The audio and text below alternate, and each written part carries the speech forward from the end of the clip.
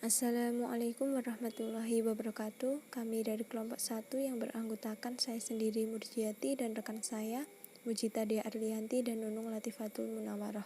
Di sini kami akan menjelaskan mengenai sistem dan kebijakan pendidikan di Indonesia. Sistem dan kebijakan pendidikan. Sistem adalah suatu jaringan kerja dari prosedur-prosedur yang saling berhubungan, berkumpul bersama-sama untuk melakukan kegiatan atau untuk melakukan sasaran tertentu.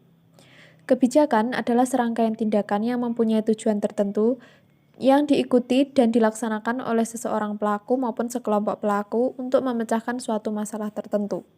Jadi, dari pengertian tersebut dapat ditarik kesimpulan bahwa sistem dan kebijakan negara di bidang pendidikan merupakan produk dari sebuah proses politik yang melibatkan berbagai elemen politik yang berlangsung di lembaga legislatif dan eksekutif, sehingga memberikan implikasi terhadap sistem, kelembagaan, kurikulum, dan proses pendidikan. Secara faktual merupakan bagian dari sistem pendidikan nasional. Selanjutnya, sistem pendidikan di Indonesia. Sistem pendidikan nasional adalah keseluruhan komponen pendidikan yang saling terkait secara terpadu untuk mencapai tujuan pendidikan nasional. Indonesia saat ini menerapkan sistem pendidikan nasional.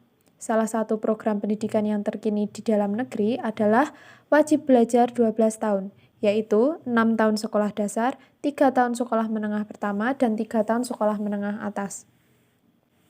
Model sistem pembelajaran di Indonesia berorientasi pada pengembangan liability, dependensi, dan kesetiaan, atau pekerja keras yang jujur. Untuk selanjutnya yaitu kebijakan pendidikan yang digunakan di Indonesia.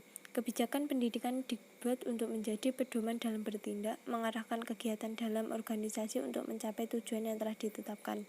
Kebijakan pendidikan di Indonesia berdasarkan Undang-Undang Republik Indonesia Nomor 20 Tahun 2003 tentang Sistem Pendidikan Nasional, diarahkan untuk upaya perluasan dan pemerataan kesempatan memperoleh pendidikan yang bermutu tinggi bagi seluruh rakyat Indonesia, meningkatkan kemampuan akademik dan profesional, serta meningkatkan jaminan kesejahteraan tenaga kependidikan, melakukan perubahan sistem pendidikan termasuk pembaruan kurikulum, memberdayakan lembaga pendidikan baik sekolah maupun luar sekolah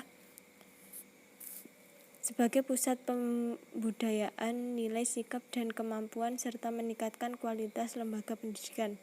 Kebijakan pendidikan memiliki karakteristik antara lain memiliki tujuan pendidikan, memenuhi aspek legal formal, memiliki konsep operasional, dibuat oleh yang berwenang, dapat dievaluasi, dan memiliki sistematika.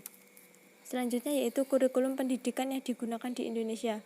Kurikulum yang pernah digunakan di Indonesia diantaranya yaitu kurikulum 1947, kurikulum 1952, kurikulum 1964, kurikulum 1968, kurikulum 1975, kurikulum 1984, kurikulum 1994, dan suplemen kurikulum 1999. Selanjutnya kurikulum 2004, kurikulum 2006, dan kurikulum 2013, yang mana dalam kurikulum tersebut saling menyempurnakan antara satu yang sama yang lain. Selanjutnya yaitu sistem pendidikan keagamaan di Indonesia. Pendidikan keagamaan menurut Peraturan Pemerintah Republik Indonesia Nomor 55 Tahun 2007 tentang pendidikan agama dan pendidikan keagamaan, yang termuat dalam bab 1 pasal 1 ayat 2 yang berbunyi, pendidikan keagamaan adalah pendidikan yang mempersiapkan peserta didik untuk dapat menjalankan peranan yang menuntut penguasaan pengetahuan tentang ajaran agama atau menjadi ahli ilmu agama dan mengamalkan ajaran agamanya. Mungkin cukup sekian presentasi dari kelompok kami. Ada kurang lebihnya kami mohon maaf. Akhir kata wabillahi taufiq wal hidayah. Wassalamualaikum warahmatullahi wabarakatuh.